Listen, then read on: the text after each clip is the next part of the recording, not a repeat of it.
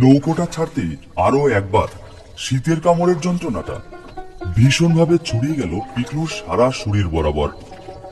গতবার শীতে মাসির বাড়ি থেকে ফেরার সময় তার মাসি এই কালো ছাপা রঙের সোয়েটারটা তাকে কিনে দিয়েছিল। সেটাই এই বছরেও গায়ে দিয়ে ঘুরছে পিকলু। পিঠের কাজটা একটু টাইট হয়ে গেলেও ওইটুকু সমস্যাও মানিয়ে নিচ্ছে। বরং এই সোয়েটারটা ছিঁড়ে ফেললে আর কোনো সোয়েটার তার নেই গায়ে জড়ানোর মতো। এবছরের বাকি শীতটুকু তাহলে তাকে সম্পূর্ণ খালি গায়েই কাটাতে হবে। কিরে প্রিয়, চুপচাপ করে বসে আছিস কেন?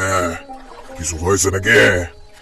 হারান কাকার কথাটা শোনার পরে চিন্তার জাল ভেঙে জেগে উঠল পিকলু।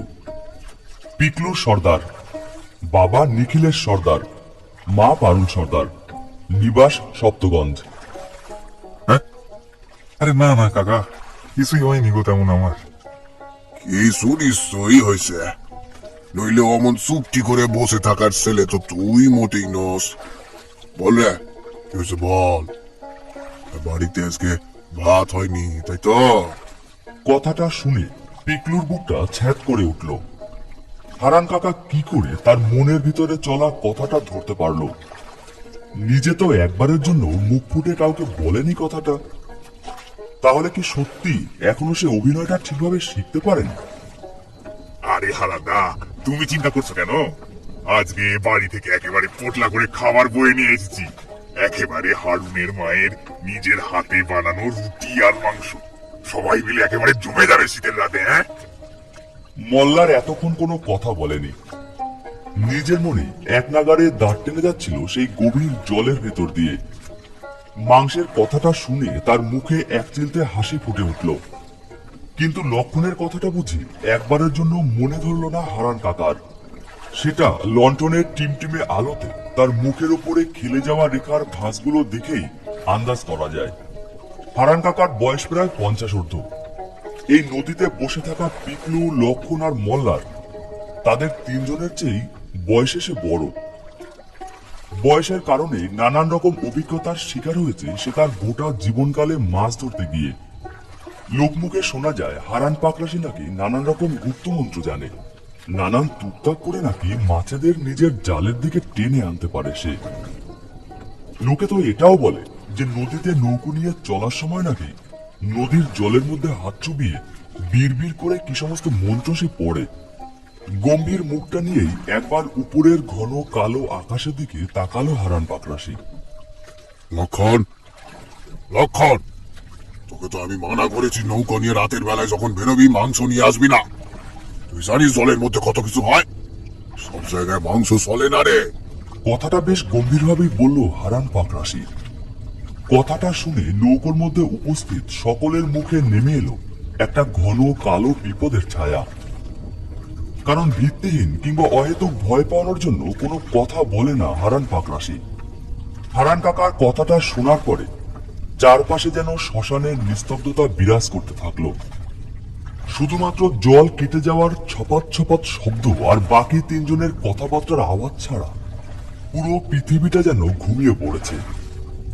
লোকালয় থেকে বহু দূরে এই ইছেমতির তীরে শুধুমাত্র একটা বড় আকারের নৌকো বয়ে চলেছে সাপের মতো অন্ধকার কেটে কেটে সামনের দিকে।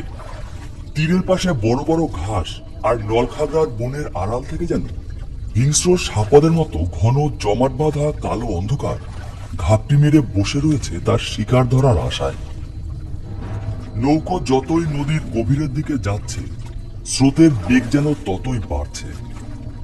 তার সাথে উত্তরে হাওয়ার গতির সাথে সাথে ক্রমশ দোদুল্যমান হয়ে দুলে যাচ্ছে লন্ঠনের শিখাটি। মানে আজকে তো বুধবার, তাই গিন্নি বললো যে মাংস নিয়ে আসতে। ভাবলাম রাত্রিরে সবার জন্যই নিয়ে আসি। তা যখন নিয়ে চলে এসেছে লক্ষণদা, তাহলে আর তো ভেবে কি হবে? আমরা সবাই মিলে সাবার করে দিলে আর কতক্ষণই বা লাগবে? ওইটুকু তো রুটি আর মাংস। আরে হ্যাঁ গো হারান কাকা, আমি নাক ধরছি, কানও ধরছি। হ্যাঁ, আর কখনই ভুলটা করবো না গো। অনেক কিছু মানতে হয় তোদের, সেটা আমি আগেও বারবার বলেছি। এই পৃথিবীতে যা চোখের সামনে আমরা দেখি তার বাইরে অনেক কিছু রয়েছে।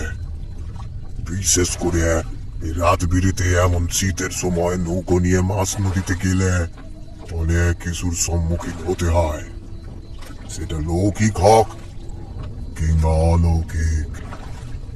এতক্ষণ সবাই কথা বললেও পিকলু চুপ করে তার দুই হাঁটুর মাঝে মাথা রেখে মুখ বুজে জলের মৃদু মৃদু ঢেউয়ের দিকে তাকিয়ে বসেছিল। হারান তার দিকে তাকাতেই বুঝি মনটা একটু নরম হলো হারান পাকরাশির। তা হবে নাই বা কেন? বাবা বাড়ি থেকে কাজ করতে যাবে বলে বেরিয়ে 4 বছর হয়ে গেল, এখনো তো বাড়ি এলো না। কাকা কাকিমারা তাড়িয়ে দিল পিকলু আর তার মাকে। অবশেষে আশ্রয় নিতে হলো পিকলুর মামার বাড়িতে। কিন্তু সেখানেই পিকলুর মামা মামি আর কতই বা যত্ন করবে পিকলু আর তার মাকে। সারাদিন ভূতের মতো পরিশ্রম করার পরেও রাতে অর্ধেক দিনই দুটো ভাত জোটে না কপালে। তাই প্রায় দিনই না খেয়ে তাদের সাথে বেরিয়ে পড়ে পিকলু। মামার বাড়িতে আসার পর থেকেই ধীরে ধীরে পিকলু হারান পাকরাশির খুব কাছের মানুষ হয়ে উঠেছে। ছেলেটার বয়স 20-22-এর বেশি হবে না, রোগাটা ধরনের, তবে সাদা রং তামাটে হয়ে গেছে রোদের পুড়ে। চোখের মনিটা কেমন অদ্ভুত রকম নীলছে। গালে মুখে দাড়ি গোঁফ উঠতে চাইলেও সঠিকভাবে বিকশিত হতে পারেনি, তাই এক গালের পাশে হালকা খোঁচা খোঁচা দাড়িতে ভরে রয়েছে মুখটা। লক্ষণ, সবার মধ্যে ভাগ বটোয়ারা করে মাংস আর রুটিটা খেয়ে নে, আর পিকলুকে আজকে একটা বেশি রুটি দিস, বুঝলে? কথাটা শুনে পিকলুর এতক্ষণ ধরে মুখ বুজে বসে থাকা ভাবটা কেটে গেল। পাতলা দুটো ঠোঁটের ফাঁক দিয়ে বেরিয়ে এলো একটা মৃদু কৃতজ্ঞতা সূচক হাসি। লণ্ঠনের আলোটা নৌকোর একেবারে মাঝ বরাবর রাখা। তার পাশে গোল হয়ে বসে রয়েছে পিকলু, লক্ষণ আর মল্লার।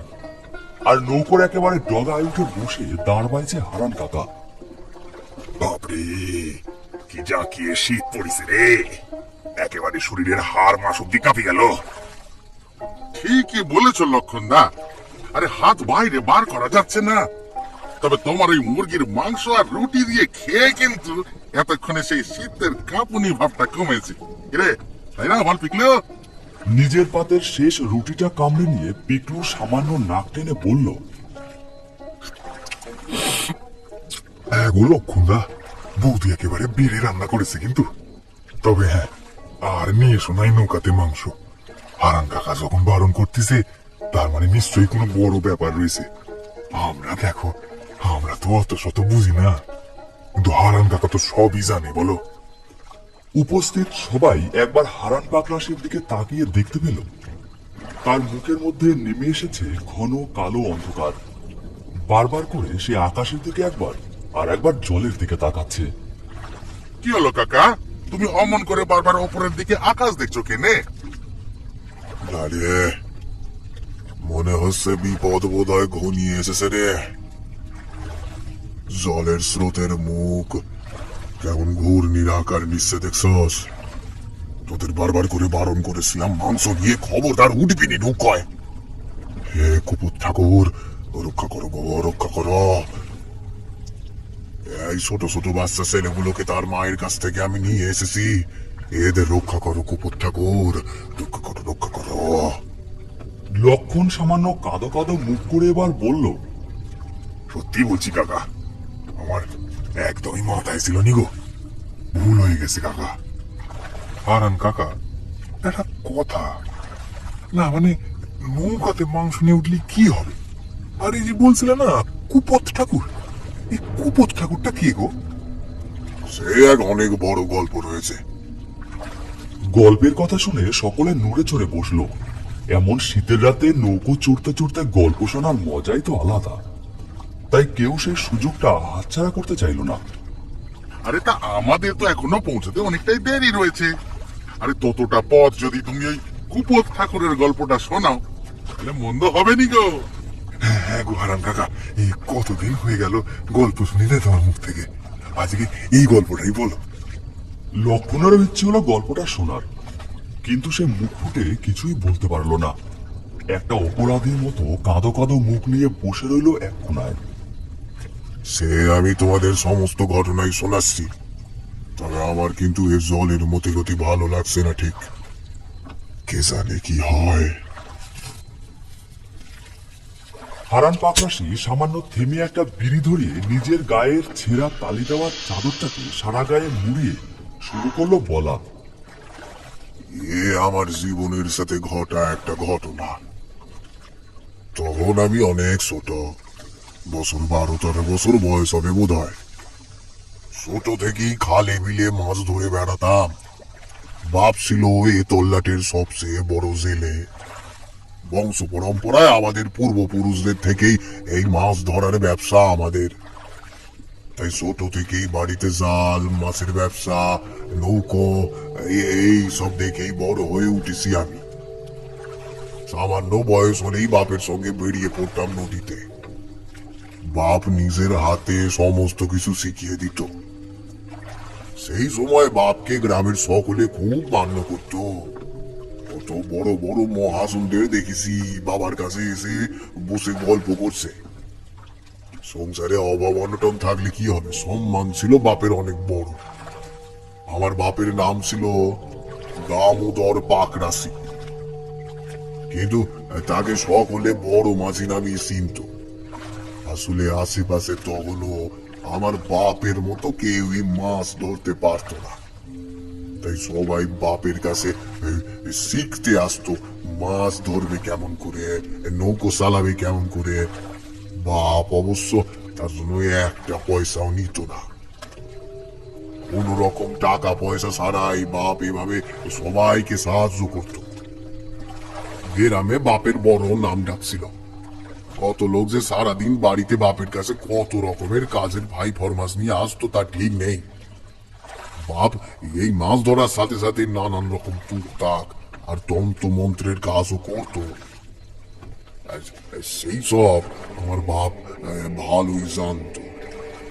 বাপ এমন অনেক মন্ত্র জানতো যা দিয়ে নদীর মাছেদেরকে নিজেদের জালের দিকে টানা যায়। তাছাড়া আমার বাপ ওই বাঘ ভোলানি মন্তর, তারপরে কামটের মন্তর, এসব কিছুই জানতো। তাই অনেকে অনেক দূরে নৌকো নিয়ে মাছ ধরতে যাওয়ার সময় বেরোনোর আগে বাপের কাছ থেকে আশীর্বাদ নিয়ে যেত। আমি দেখতাম বাপ ওদেরকে আশীর্বাদ করে একটা কালো মতো পাথর আর একটা জাল কাঠি দিয়ে বলতো, এইটা নিজেদের কোমরে বাইন্ধা রাখবি তোরা, সাবধানে যাস। আর নৌকায় বৈশা নেশা করিস না। আর হ্যাঁ, মাংস খাবি না, খেয়াল থাকে যেন। বাবার কাছ থেকে আশীর্বাদ নেবার পর অনেকেই জয়ী হয়ে ফিরে এসেছে, আবার আবার অনেকে পরাজিতও হয়েছে। তবে হ্যাঁ, পরাজয়ের চেয়ে জয়ী হয়ে ফিরে আসার সংখ্যা অনেক বেশি। দিনকাল ভালোই চলছিল সব। দুবেলা দুমুঠো ভাত ঠিকই জুটে যেত।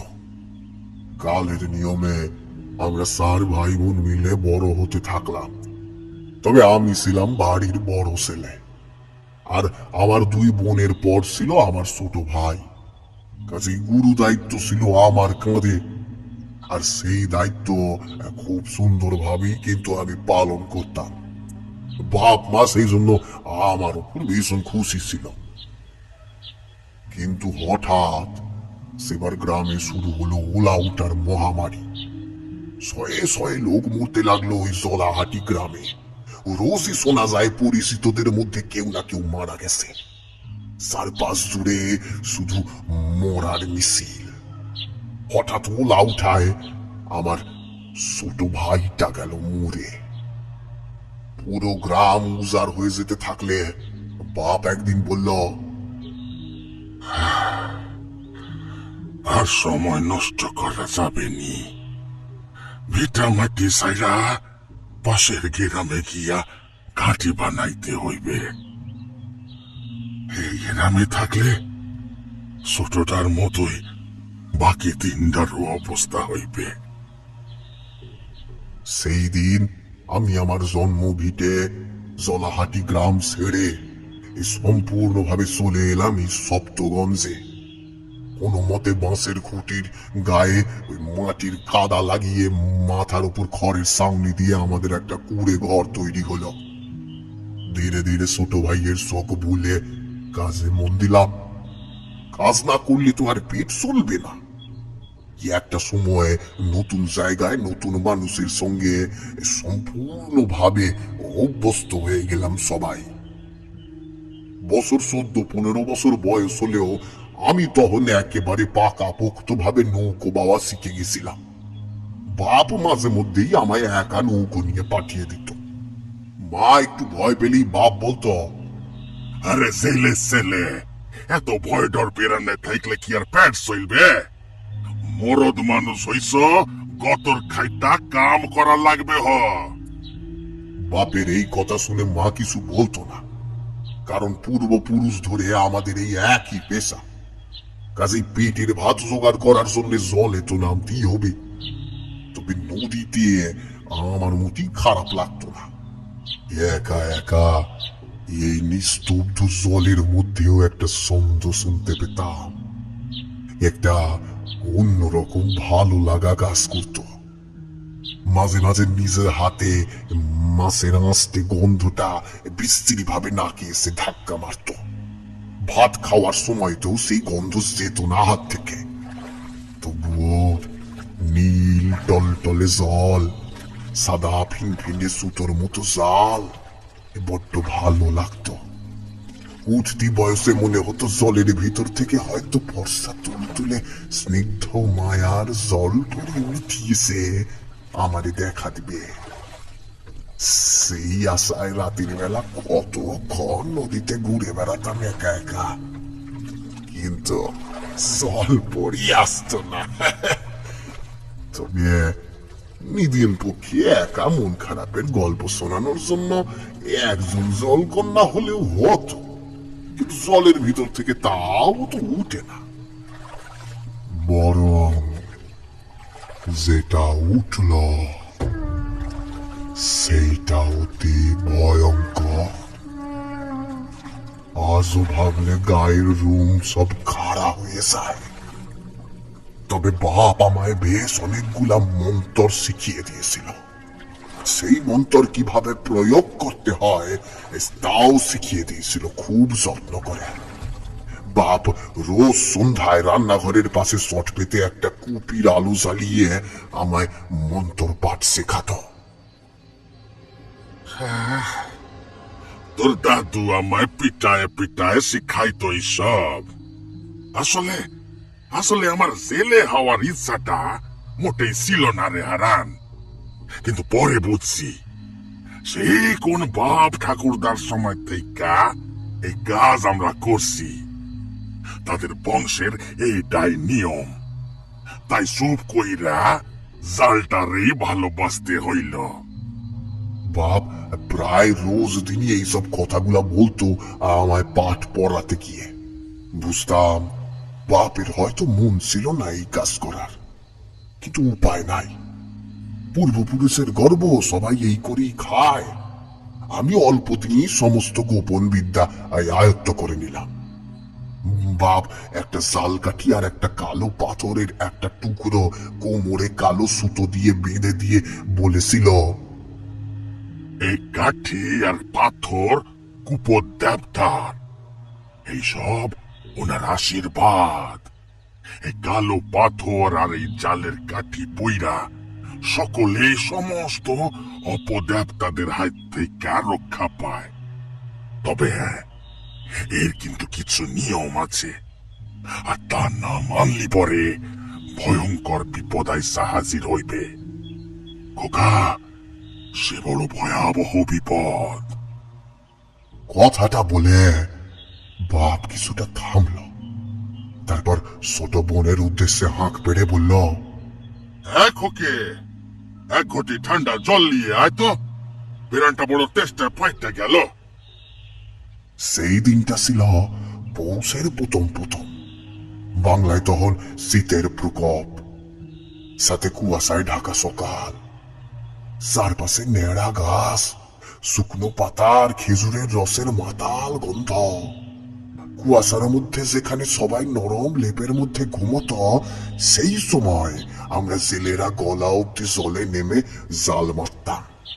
সেদিন দুপুরে আড়তদারের কাছে মাছ বেচে বেশ ভালো রকমের টাকা এনে বাপের হাতে দিতেই বাপ বড্ড খুশি হলো।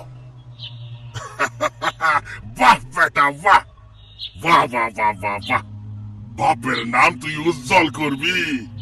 এই শোন, এই নে, এই নে 20 টাকা তোর কাছে রাইখা দে, ইচ্ছা মতো খরচা করবি। আর হ্যাঁ, এখন যা স্নান খাওয়া কইরা ল, আর সন্ধ্যায় তোরে এখন অতি গুপ্ত পাঠ শিখাইব, বুঝলি? আর আজ কিন্তু সারাদিন মাংস খাবি না, বলেও মাংস মুখে তুলবি না, বুঝেছিস? শেষের কথা দুটো বাপ এমন ভাবে বলল যে কারোর পক্ষে আর মাংস খাওয়া সম্ভব ছিল নি। কারণ সেই গলা শুনে সে কারোর বুকের রক্ত জল হওয়ার কথা। সেই দিন সারাদিন এই একরকম বাড়ি থেকে বের হলুম নিক। অন্যদিন বিকেলে গ্রামের ছেলেদের সাথে একটু চায়ের আড্ডায় বসি, তবে সেদিন কেন জানি নে ইচ্ছেও হলো না। আর সন্ধে হতেই সারা দিনের পরা পোশাক বদলে গেলাম বাপের কাছে। দেখলুম বাপ আগে থেকেই বসে আছে সেই জায়গায়।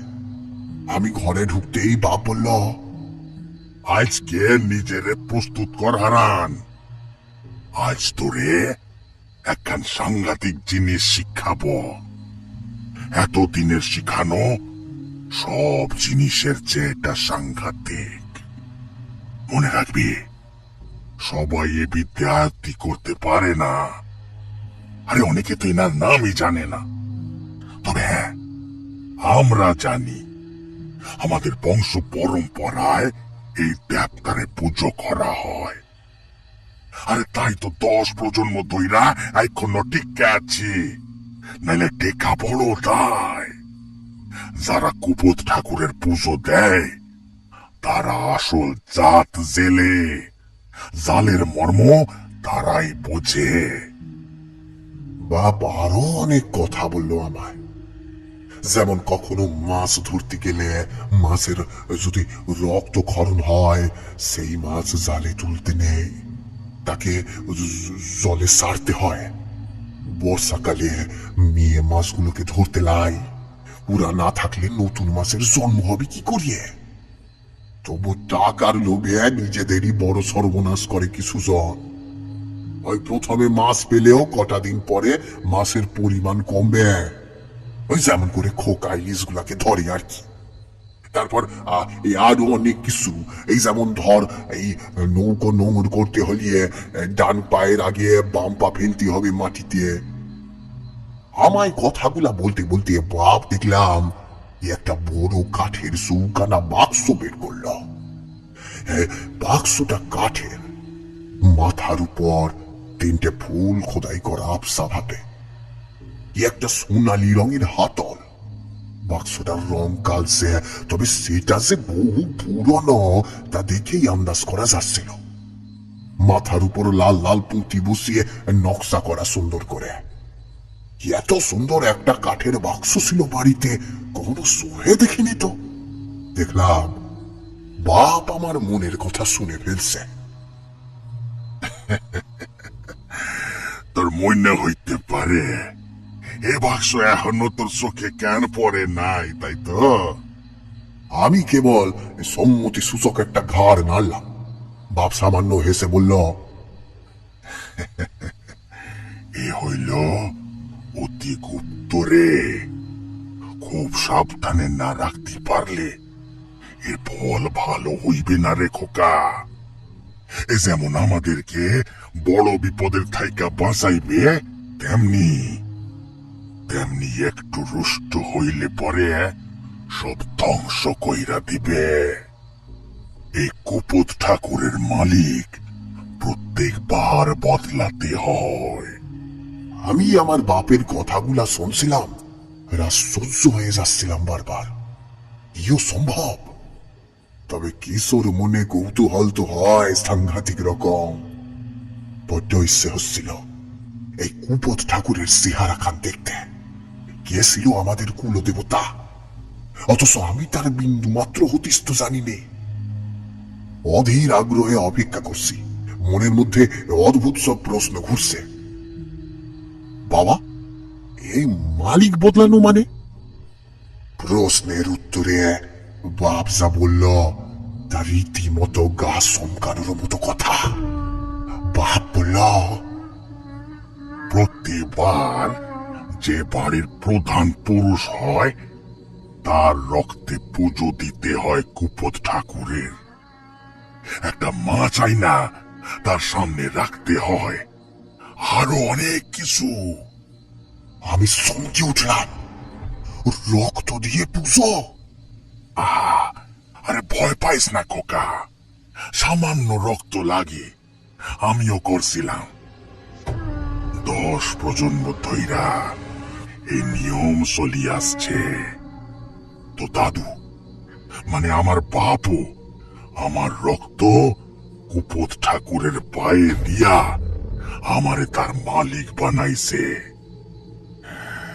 আমার বয়স হইছে, আমি তাই তোরে এর মালিক বানাইয়া দিয়া যাই খোকা।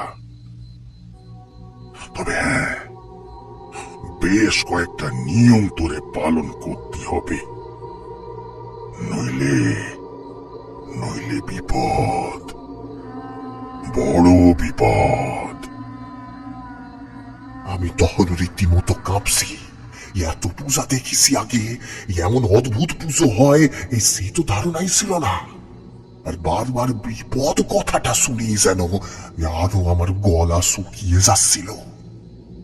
এই কৌটোর ভিতর কুপদ ঠাকুরের মূর্তি আছে। সে কি আর আজকের দেখি, এ হইল গিয়া শত শত বৎসর পুরানো। এই বংশের প্রথম পুরুষ মহিচন্দ্র পাকরাশি একজন সাধুর থাইকা এটা পেয়েছিলেন। তিনি নাকি কোনো এক কাজে সম্ভবত সেই সাধুকে জলে ডুবে যাওয়া থেকে রক্ষা করেছিলেন বলেই সেই সাধু এটা তাকে দিয়ে বলেছিলেন যে এটা তাদের বংশে থাকলে কখনো বিপদ আসবেনি, অভাব আসবেনি। তবে হ্যাঁ, এর সম্মান রক্ষা করতে না পারলে আসবে চরম দুর্ভোগ। কতক্ষণ যে বাবা সেদিন কুপদ ঠাকুরের গল্প বলছিল খেয়াল নেই। সময় বয়ে যাচ্ছিল আর ক্রমে কৌতূহল বেড়ে চলছিল। অবশেষে অনেকটা সময় পরে বাপ বলল, কাল তোর রক্তে ঠাকুরের অভিষেক করাইব। তোর বয়স এখন 16 হইছে, তাই এখন আর কোনো অসুবিধা নাই। কাল থাইকা তুই হবি এনার নতুন মালিক। কালই এর রূপ তুই দেখবি। এখন যা, খাইয়া ঘুমাইয়া পড় গিয়ে। উঠে চলে এলাম, কিন্তু মনের মধ্যে অদ্ভুত কৌতূহল শুরু হলো। কত রকম যে প্রশ্ন মাথা সারা দিয়ে উঠল তার ঠিক নেই। রাত যেন কাটতেই চায় না। মনে মনে কল্পনা করতে লাগলাম কুপদ ঠাকুরের মূর্তিটি কেমন দেখতে হবে। সেই দিন রাতে আর ঘুম হলো না। সকালে উঠেই স্নান সেরে বাবার কাছে গিয়ে বসলাম। একটা সাদা ধুতির উপর হলুদ রঙের একটা জামা গায়ে দিয়ে একটা পুরনো সিংড়া আসনে বসে বাবার বলা সমস্ত কথা পালন করতে লাগলাম। অবশেষে এলো সেই মহেন্দ্রক্ষণ, যখন খোলা হবে কুপদ ঠাকুরের সেই সুন্দর কাঠের বাক্স। অবশেষে প্রণাম করে বাবা সেই বাক্সের ডালাটা তুলল। ভিতর থেকে বেরিয়ে এলো একটা ইঞ্চি দশেকের ছোট মূর্তি। ছোট্ট, কিন্তু ভীষণ অদ্ভুত তার রূপ। মূর্তিটির রং শ্যাওলা ধরনের, কালো নীলের মাঝ বরাবর রং তার। মূর্তিটির দিকে ভালো করে তাকালে বোঝা যায় সেটা একটা কুমিরের মতো আকৃতির, কিন্তু ঠিক কুমির নয়। একটা লম্বা লেজ সোজা হয়ে উঠে আসে মাথার দিকে, একটা বিরাট বড় হাত, আর সেই হা করা মুখের ভিতরে সুসালো দাঁত, তবে মুখটা একটা বয়স্ক বুড়ো মানুষের মতো, চামড়া ছড়ানো, চোখগুলো টানা টানা মানুষের মতোই, তবে সেই চোখে যেন আগুন ঝরছে রাগে, এমনকি শরীরটাও একটা জড়ো জড়ো ঝুঁকে পড়া বুড়োর মতোই।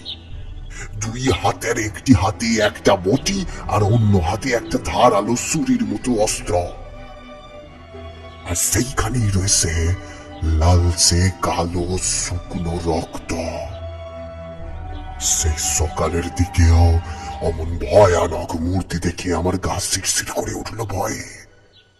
কাপা কাপা কণ্ঠে বাপকে বললাম, বাবা বাবা, ইনি কি কুকুর ঠাকুর?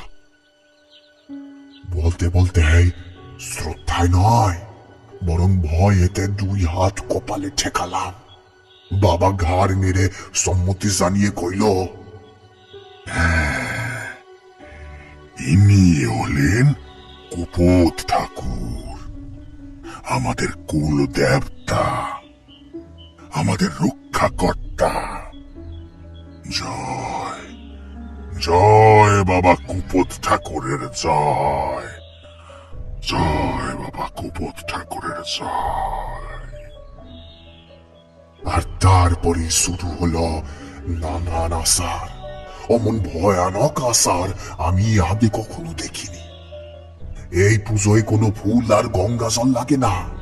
বাবা আসনের উপর বসে কয়েকটা নানান রকমের মন্ত্র উচ্চারণ করতে লাগলো। এর বেশ কিছুক্ষণ পরে সেই কুপোত ঠাকুরের মূর্তির হাতে ধরে থাকা সেই সুসালো অস্ত্রটা দিয়ে ছিঁড়ে দিল আমার বুকের একটা অংশ। সাথে সাথে গলগল করে ফিনকি দিয়ে রক্ত বেরোতে শুরু করলো আমার বুক থেকে। প্রচন্ড যন্ত্রণা আর জ্বালা পোড়া শুরু হলো সেই ক্ষতস্থানে।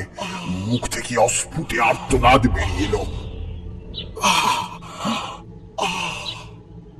দেখলাম আমার বুকের মধ্যে থেকে বেরোনোর রক্তে স্নান করানো হচ্ছে সেই মূর্তিটিকে, আর প্রত্যেকবার রক্তের ফোঁটা সেই মূর্তিতে পড়ার সঙ্গে সঙ্গে মূর্তিটির সাক্ষিক্য আরো বেড়ে যাচ্ছে। তার চারিদিকে একটা মায়াময় পরিবেশ সৃষ্টি হয়েছে। যন্ত্রণার সহ্য না করতে পেরে বাবাকে বললাম, বাবা বাবা বাবা, আমার প্রচন্ড জ্বালা করছে বাবা, আমি আর পারছি না বাবা। আর একটুখানি সহ্য কর খোকা, মূর্তিটারে স্নান করানোর পরেই এখন এর সম্পূর্ণ মালিক হবি তুই। চোখ বন্ধ করে কষ্ট সহ্য করতে লাগলাম। অবশেষে শেষ হলো সেই যন্ত্রণার পুজো। বাপ গিয়াদাল পাতার রস লাগিয়ে দিল আমার সেই ক্ষত স্থানে, আর একটা সাদা রঙের পট্টি বধিয়ে দিল। তাতে সামান্য রক্তক্ষরণ থামলেও ব্যথার জ্বালা পোড়াটা কমলো না। তারপর বাপের সাথে সাথে বেশ কয়েকটা মন্ত্র পড়িয়ে অবশেষে আমার বাপ তার কোমর থেকে একটা কালো রঙের সুতো খুলে আমার কোমরে পরিয়ে দিল। সুতোটা একটু শক্ত, সামনে দিয়ে রাখা হয়েছে বেশ কয়েকটা কালো রঙের পাথর আর একটা সোনালী রঙের মাদুলি। আমার বাপ আমার এটা পরাই দিছিল। এতদিন আমি এর মালিক ছিলাম, তাই এটা পড়ছি। এখন যতদিন না তোর ছেলের 15 বছর বয়স হইবে, ততদিন তুই এইটা পয়রা থাকবি। মনে রাখিস, কখনো এইটা নিজের শরীরের থাইকা খুলবি না। নে নে, এবার মাথা ঠেকাইয়া ল। জয় বাবা। আমি মাথা ঠেকিয়ে প্রণাম করে সেই বাক্সটাকে নিজের কাছে রেখে দিলাম। এবার থেকে সেই দিন থেকেই একটা বড় গুরু দায়িত্ব আমার কাঁধের উপর এসে পড়ল। সপ্তাহ খানিকের মধ্যে বুকের ব্যথাটাও ধীরে ধীরে কমে গেল। রোজ স্নানের পরে হাত জোর করে প্রণাম জানাতাম সেই কুপোত ঠাকুরকে। এইভাবে ধীরে ধীরে দিন কাটতে লাগলো। তবে একটা জিনিস আমি লক্ষ্য করেছিলাম, আগে আমার জালে যত পরিমাণ মাছ উঠত, এখন সেই তুলনায় মাছ উঠছে অনেক বেশি। মনে মনে প্রত্যেকবার কুপর ঠাকুরকে স্মরণ করে জাল ফেলতাম। ঘটনাটা হয়তো এত দূর হলে ঠিক থাকতো, কিন্তু ব্যাপারটা যেদিন হলো সেই দিনটা অতি ভয়ঙ্কর, যার কথা ভাবলে আমার এখনো গায়ে শিহরণ দিয়ে ওঠে। এতক্ষণ ধরে একভাবে কথাগুলো বলে থামলেন হারান কাকা। তাহলে এখন সেই দেবতার মালিক কি তুমি নাকি দাদা? এখন সেই দেবতার মালিক আমার ছেলে। তাই তো এত কিছু কথা আমি তোদেরকে বলছি, না হলে এই সমস্ত কথা আমি বলতে পারতাম না। এই সমস্ত গুপ্ত কথা কখনো কারোর সামনে বলতে নাই। আরে ও কাকা, আরে তারপর বলো না কি হলো? হারান কাকা আরো একটা বিড়ি তার ঠোঁটের কোনায় চেপে ধরে বলল,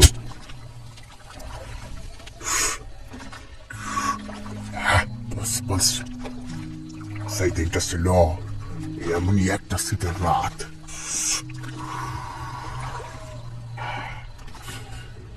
আমি আর আমার এক বন্ধু নৌকো নিয়ে বেরিয়েছিলাম।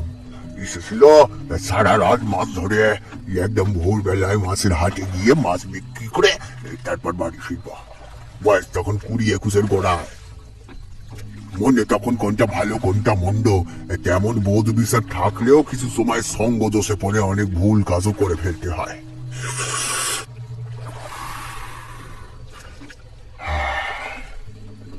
সেদিন আমিও একটা ভুল কাজ করে ফেলেছিল। যে বন্ধুটির সঙ্গে মাছ ধরতে যাওয়ার কথা ছিল, ওর বাপও আমার বাপের সাথে একসাথে কাজ করত। মাঝে মাঝে আমি আর বঙ্কু যেতাম মাছ ধরতে। আমাদের দুজনের বয়স প্রায় সমান, কাজেই ও বন্ধুত্বটা জমেছিল বেশ ভালো রকমই। তবে বঙ্কুর একটা খারাপ স্বভাব ছিল, সেটা হলো নেশা করা। রাতের বেলা নৌকো নিয়ে বেরোলে সুরার বোতল তার সাথে থাকবেই। আমার তো এখনো সেই স্বভাব গুণটা আসেনি। বরাবরের এসবের থেকে নিজেকে দূরেই রাখতাম। আর তার একটা কারণ হলো ওই কুপুত ঠাকুর। কারণ তাকে আরাধনা করতে হলে বিশেষ বিশেষ দিনে নৌকায় মাংস খেয়ে উঠার নিয়ম নাই। আর আমি ভুলটা ওইখানেই করেছিলাম। সেই দিন আমার ওই বন্ধু বঙ্কু আর আমি নৌকো নিয়ে যখন বের হলাম তখন প্রায় মাঝরাত। রাতের দিকে মাছ ধরলে ভালো মাছ ওঠে। সারা রাত জালে মাছ পড়ে, অনেক মাছ পাওয়া যায়। ভাই হারান, আজকে একটা জিনিস এনেছি। কি আনছস বঙ্কু? আরে এত বড় ছেলে হলি এখনো বুঝতে পারলি না? না মানে কি আনার কথা বলছস? বঙ্কু একটা সাদা রঙের থলের ভিতর থেকে একটা প্লাস্টিকের জলের বোতল আর একটা কৌটোয় করে আনা মাংস বের করল। জলের বোতলে যা আছে তা ঠিক শস্য নয়, একটু ঘোলাটে জাতীয় কিছু। আমার বুঝতে একটু অসুবিধা হলো না জলের বোতলে ওটা আসলে কি। এই শীতের রাতে এইসব ছাড়া কি চলে নাকি ভাই? শরীরে একটু আমেজ লাগবে তো নাকি? এমন ঠান্ডার ভিতর না হলে কাজ করা যায় নাকি? আহ, তোকে আর কি বলবো ভাই, তুই তো আজ অব্দি সব শুনে দেখলি না কেমন বেটা ছেলে তুই। আরে বেটা ছেলে পুরুষ মানুষ, তার উপর কিনা এক জেলের বাপ। আরে আমাদের মতো মানুষের শরীর গরম করার জন্য এইসব খুব দরকার পড়ে রে ভাই। আর চোখ বুঝে গলায় এক ঢোক ফেললে কি আরাম। চল, এতদিন তো তুই খাসনি, আজকে আমার কথায় একবার গলায় ফেল, ব্যাপার দেখবি দেখবি রোজ সালাম মন করবি, শরীরে একটা আলাদা রকমের অনুভূতি আসবে। আমি চাইছিলাম না খেতে, কিন্তু সেই মুহূর্তে মনে হলো সত্যি হয়তো খুব ফলদায়ক এই জিনিস। না হলে এত রাগ ঢাক কেন? নৌকোটা একটা স্তরে নোংর করে জাল ফেলে উঠে বসলাম আমরা দুইজন সেই নৌকার উপর। একটা কুপির আলো টিম টিম করে জ্বলছিল, তাতে চারপাশের পরিবেশ আরো বেশি অন্ধকার বলে মনে হচ্ছিল। আমার কেন জানি না বারবার মনে হচ্ছিল সেই অন্ধকার নির্জন দ্বীপের ভিতর থেকে কোনো হিংস্র জন্তু এসে ছিঁড়ে খেয়ে ফেলবে আমাদের। একটা ঠান্ডা হিমশীতল স্রোত বয়ে যাচ্ছিল মেরুদণ্ড বরাবর। তবে ভয়টাকে যতটা সম্ভব পারলাম চেষ্টা করলাম দমিয়ে রাখার। এ দেখলাম বঙ্কু অনবরত সেই বোতল থেকে পান করেই চলেছে। কুপত ঠাকুরের কথা, আমার বাপের সাবধান বাণীর কথা ভুলে বঙ্কুর পাল্লায় পড়ে আমিও গলায় ঢেলে নিলাম সেই পানীয়। স্বাদ কিছুটা মিষ্টি মিষ্টি, খাওয়ার সময় কিছুই মনে হয় না, বেশ ভালোই লাগে। কিন্তু কিছুক্ষণ পরেই ধীরে ধীরে কেমন শরীরের মধ্যে কেমন একটা শুরু হয়ে যায়, নেশা লাগে, মাথাটা কেমন ঝিমঝিম করে, মনে হয় যেন যেন আকাশে ভেসে বেড়াচ্ছি। আসলে ওটা ছিল মহুয়া ফুলের রস। আমাদের এই গ্রামগঞ্জের মানুষের কাছে প্রকৃতি দেওয়া এই জিনিসই সাধারণ মানুষের কাছে বড় এক কৌতূহলের জিনিস। কৌটো করেছিল মাংস রাখা, সেটাও চলল জোর খতমে। তবে আমার তখন স্পষ্ট জ্ঞান ছিল,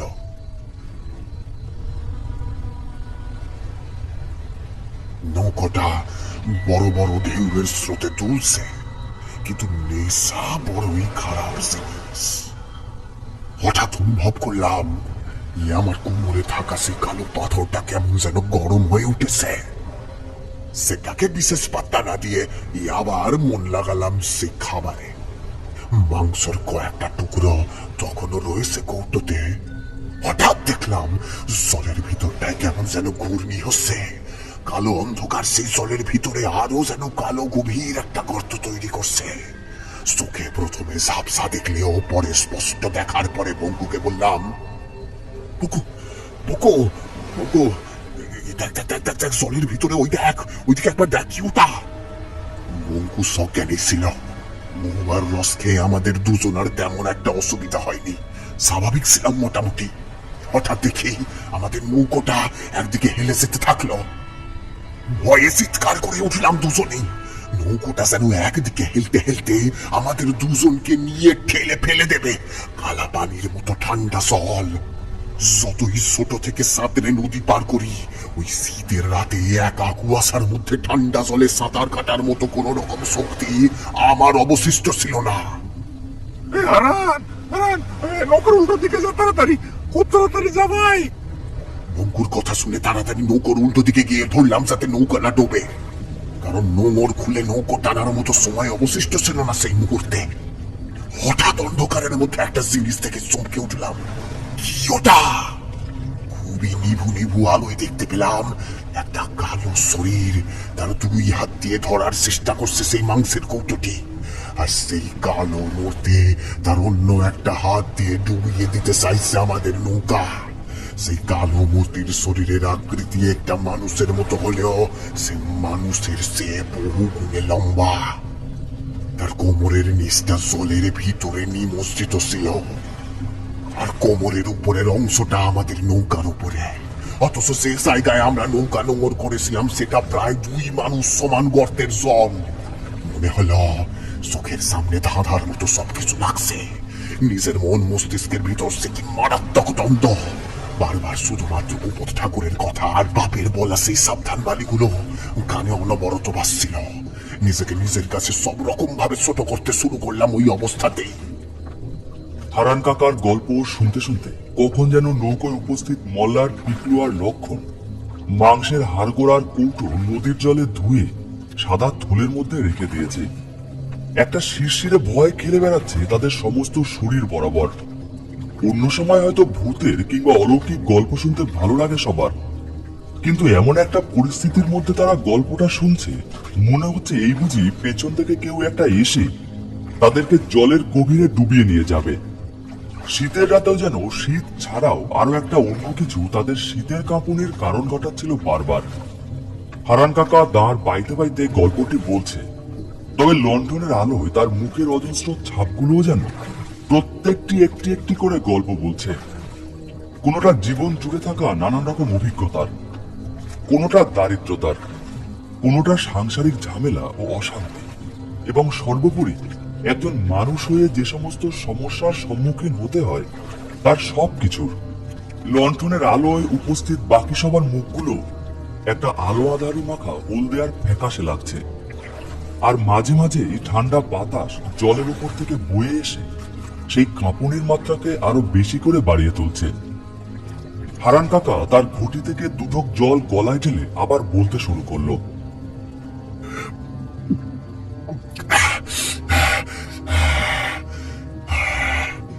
তারপর শরীরের সমস্ত শক্তি দিয়ে নৌকাটাকে আগের অবস্থায় আনার চেষ্টা করতে লাগলাম।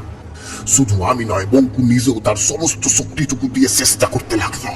কতক্ষণ ধরে যে নৌকাকে ওইভাবে টেনে ধরে রেখেছিলাম মনে নেই। একটা সময় মনে হলো চাপটা সামান্য কমে গেল উপর থেকে। নৌকা আবার আগের মতোই সোজা অবস্থানে দাঁড়িয়ে গেল। চারপাশে তাকিয়ে দেখলাম, না, সেই কালো লম্বা ছায়া মূর্তিটা আর নেই। অবাক হয়ে গেলাম। নৌকায় বসে জোরে জোরে হাঁপাতে লাগলাম।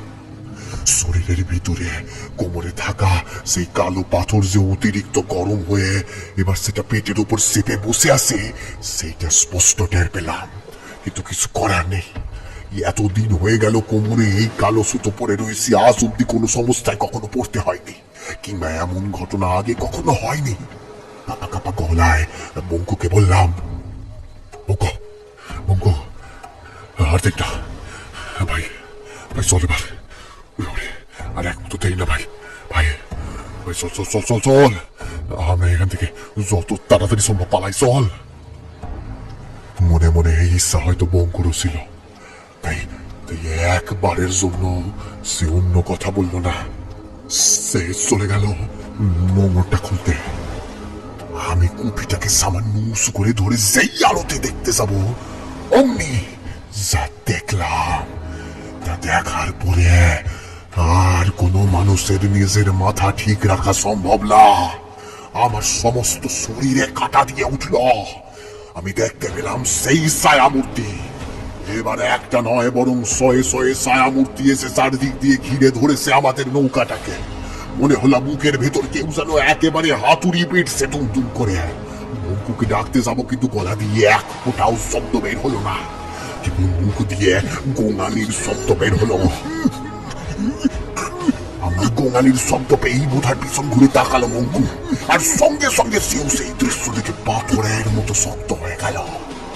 সেই অসংখ্য শরীরের ছায়া মূর্তি, যারা প্রত্যেকেই একই রকম দেখতে, কারোর মুখের আদল স্পষ্ট নয়, কেবল মানুষের মূর্তি এটুকুই বোঝা যাচ্ছে। সেই কালো লম্বা ছায়া মূর্তিগুলো এক পা করে জলের ভিতর থেকে এগিয়ে আসছে আমাদের নৌকার দিকে। জলের ভিতর শুরু হয়েছে প্রচন্ড কম্পন, যেন এক্ষুনি সমুদ্রের মধ্যে প্রবল জোরে শুরু হবে ভূমিকম্প, সুনামি। আমার কোমরে থাকা সেই কালো পাথর এতটাই উত্তপ্ত হয়ে উঠেছে যে তাকে শরীরে রেখে দেওয়া অসহনীয় ব্যাপার। চোখের পলকে সেই অসংখ্য মূর্তি এসে দাঁড়ালো আমাদের নৌকার সামনে। আর চোখের পলকে একসাথে চাপিয়ে পড়লো তারা নৌকাতে। প্রচন্ড ঝাঁকুনির জন্য উল্টে পড়ে গেলাম সেই ঠান্ডা বরফ জলের ভিতর। কুপিটা ছিটকে পড়ে গেল দূরে ডাঙার দিকে। একটা হলদেটে আলো চারপাশ জুড়ে ছড়িয়ে পড়লো, আর তাতেই দেখা গেল সেই অসংখ্য ছায়ামূর্তির নজর সেই কৌটোটায় রাখা মাংস আর সেই মাংসের হাড়গুলোর দিকে। এতক্ষণে সমস্ত কিছু স্পষ্ট হলো আমার কাছে।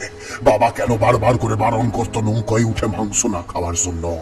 সেদিন রাতে মনে হয়েছিল এই বুঝি আমার জীবনের শেষ রাত। এই প্রচন্ড ঠান্ডায় শরীরের প্রত্যেকটা শিরা উপশিরা অবশ হয়ে এইখানে জলে ডুবে মরতে হবে। সাঁতরে পেরিয়ে চলে আসতে চাইলাম সেই ডাঙার দিকে, কিন্তু এতটুকু শক্তি নেই সেই শরীরে। ক্রমশ জলের গভীরে তলিয়ে যেতে লাগলাম স্রোতের টানে। বঙ্কু দেখলাম জলে প্রায় হাবুডুবু খাচ্ছে। একটাও জনপ্রাণী নেই সেখানে, কেবল অসংখ্য অশরীরীদের সঙ্গে মানুষের লড়াই। আকাশে এক বালি চাঁদটাও নিষ্ঠুর হয়ে তাকিয়েছিল আমাদের দুজনের দিকে। আর তখনই ঘটল এক অভাবনীয় অলৌকিক ঘটনা। আমার শরীরে প্রচন্ড হারে গরম হতে থাকা সেই কালো পাথর এবার আর শুধু আমার পেট না, বরং আমার মাথা থেকে পা পর্যন্ত প্রত্যেকটা অঙ্গকে গরম করতে শুরু করল। শীতের সেই ঠান্ডায় জমে যাওয়ার থেকে নিজে ধীরে ধীরে শক্তি বল পেতে লাগলাম হাতে পায়ে। হাতগুলোকে নাড়ানোর মতো ক্ষমতা হলো। আর সময় নষ্ট না করে যতটা শরীরে শক্তি রয়েছে সবটুকু দিয়ে সাঁতরে এগিয়ে আসতে চাইলাম সেই ডাঙ্গার দিকে। তাতে অন্তত অশরীরীদের হাতে মরলেও এই ঠান্ডায় জলে ডুবে মরতে হবে না। এখনই শীতটা আর লাগছে না, বরং শরীর জুড়ে এই একটা উষ্ণ আবরণ ঘিরে রয়েছে আমায় টের পেলাম। সাঁতার কেটে অবশেষে এসে পৌঁছলাম ডাঙ্গায়। পৌঁছতেই দেখলাম বঙ্কুর ততক্ষণে নাকানি সুবানি অবস্থা। শীতে ওর সমস্ত শরীর জমে গেছে। আমি ওকে বললাম, বকু বকু সিগারেট চলে ডাঙ্গায় চলে আয় বকু। জলের মধ্যে প্রচন্ড শব্দ করে সেই কলার ভেলাটা ছুড়ে দিলাম ওর দিকে। কুপিটা উঁচু করে ধরলাম। হ্যাঁ বুকু পেরেছে। মৃত্যুর সাথে লড়াই করতে করতে অবশেষে ডাঙ্গায় উঠে আসতে পেরেছে। তবে ডাঙ্গায় আসার সঙ্গে সঙ্গে প্রচন্ড শীতের জন্যই হোক কিংবা ভয়ে সে সাথে সাথে অজ্ঞান হয়ে গেল। সেই জলহীন প্রান্তরে কেবলমাত্র আমি একা একটা মানুষ জেগে রইলাম। চোখের সামনে দেখতে লাগলাম সেই অশরীরীদের কাজ। তাদের দৃষ্টি সেই মাংসের টুকরাগুলা সেরে এবার ঘুরলো আমার আর বঙ্কুর দিকে। এবার ভালো করে নজরে এলো তাদের চেহারা। মিশমিশে কালো সেই চেহারায় জল করছে দুটো আগুনের ভাটার মতো শখ। আর ধীরে ধীরে সেই অগ্নি দৃষ্টি নিক্ষিপ্ত হচ্ছে আমার উপর। গলার কাছটা শুকিয়ে গেল ভয়ে। একটা ঠান্ডা হিমেল স্রোত আমার সমস্ত শরীর বরাবর বয়ে গেল। অমন ঠান্ডা রাতে অমন জামা কাপড় ভেজা অবস্থাতেও আমার সমস্ত শরীরে যে হারে রক্ত বইছিল তা চিন্তার অতীত। হঠাৎই আচমকা লাফিয়েছি একটা অশরীরী আমার গলাটা চেপে ধরেছে। একে শ্বাসকষ্ট হচ্ছিল, কোনো মতে বেঁচে ডাঙ্গায় আসতে পেরেছিলাম, কিন্তু আচমকা এমন দম বন্ধ হওয়াতে সুখে মুখে অন্ধকার দেখলাম। পিঠের কাছটায় প্রচন্ড যন্ত্রণায় ছিঁড়ে যাওয়ার উপক্রম হলো। জীবনের এইটাই অন্তিম শ্বাস ভেবে দুই চোখ বন্ধ করলাম। আর তখনই জলের মধ্যে থেকে বিরাট কিছু একটা উঠে আসার শব্দ কানে এলো। সে এক ভয়ঙ্কর শব্দ। প্রচন্ড জোরে কোনো কিছুর শব্দ হলে সেই দিকে না তাকিয়ে থাকা যায় না, সে তুমি যত বিপদে থাকো না কেন। আমিও চোখ খুলে তাকিয়ে জলের মধ্যে দেখতে পেলাম প্রচন্ড এক আলোক রশ্মি। বেশিক্ষণ সেই দিকে তাকিয়ে থাকলে চোখ ধাঁধিয়ে যায় এমন আলো। অনেকক্ষণ ধরে অন্ধকারের ভিতর থাকার জন্য চোখের মধ্যে আলোটা প্রথমে এসে পড়তে কিছুই দেখতে পাচ্ছিলাম না, কিন্তু পরে ধীরে ধীরে সমস্ত স্পষ্ট হলে সেই আলোক রশ্মিতে দেখলাম সেই রশ্মির ভিতর থেকে উকি দিচ্ছে আমাদের পরিবারের, আমাদের বংশের কুলদেবতা কুপদ ঠাকুর স্বয়ং। তখন ভয়, কান্না, দুঃখ, রাগ কিছু হচ্ছে না, একেবারে অনুভূতি শূন্য হয়ে পড়েছিলাম আমি। চোখের সামনে যা দেখতে পাচ্ছিলাম তা আদৌ সত্যি না মিথ্যে বুঝতে পারলাম না। কেবল আমি যে বেঁচে আছি এই কথাটা ভাবতেই কেমন যেন ভরসা হচ্ছিল না।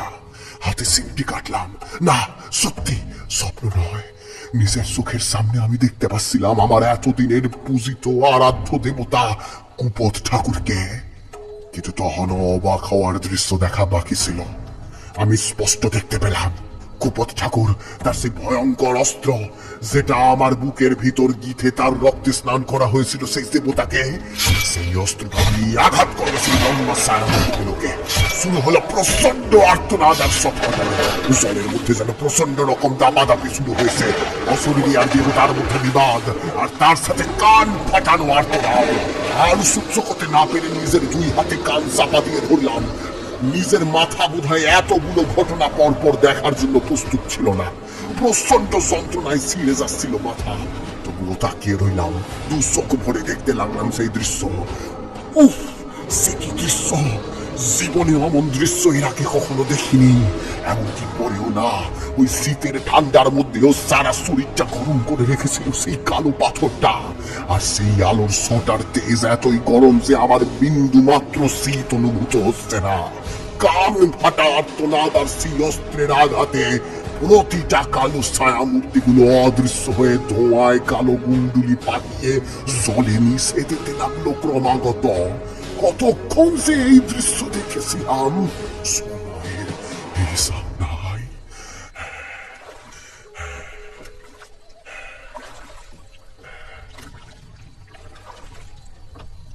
সময় অসংখ্য ছায়া মূর্তির প্রতিটা মূর্তি অদৃশ্য হয়ে গেল। কেবল জলের উপর ভেসে রইল সেই কুপথ ঠাকুর, তার সেই ভয়ানক হা করা মুখটা টকটকে লাল।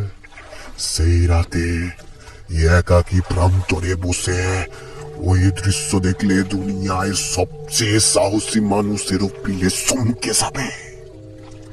তবে সেই মুহূর্তে আমার ভয় লাগলো না। একটা ভক্তি মেশানো শ্রদ্ধায় দুই হাত জড়ো করে প্রণাম করলাম তাকে।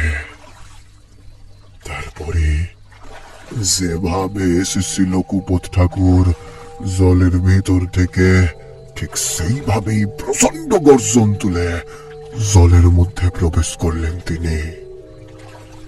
এইবার আমি সারা শরীরে হাত দিয়ে বুঝতে পারলাম জামা কাপড় কোথাও ভিজে নাই। বঙ্কুর গায়ে হাত দিয়ে ওকে ডাকতেই ও চোখ মেলে তাকালো।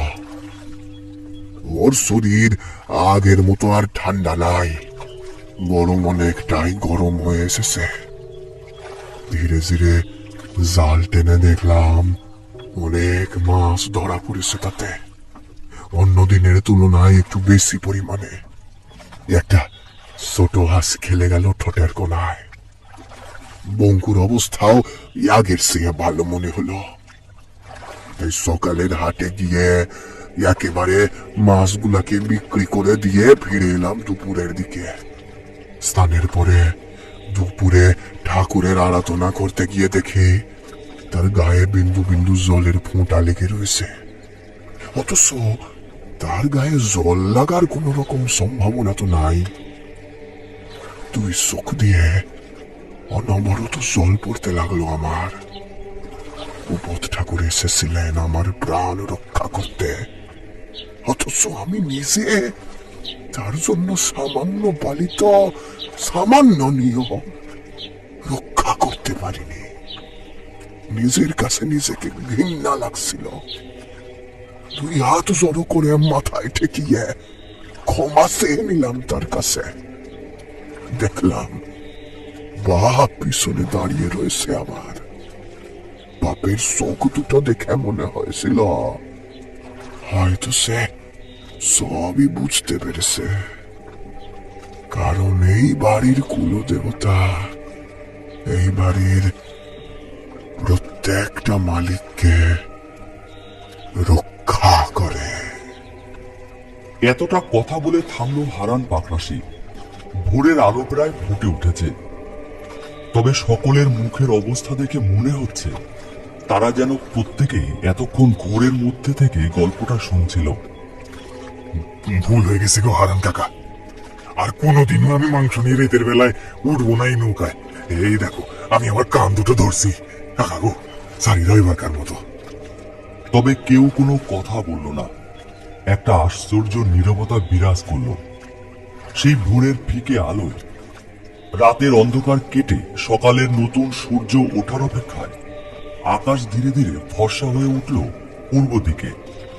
কেবল একটা অলৌকিক আভা ছড়িয়ে পড়ল নৌকোয় বসে থাকা চারজনের ভেতর। একটা মন কেমন করা বিষাদের সুর কাটিয়ে যেন নতুন সূর্য উঠছে তার নতুন রূপ, গন্ধ আর সৌন্দর্য নিয়ে।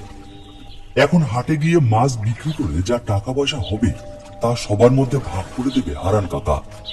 তারপর আবার একদিন হবে সারা রাত ধরে মাছ ধরা। তবে সেদিন কৌটো করে কষা মাংস নিশ্চয়ই আর থাকবে না।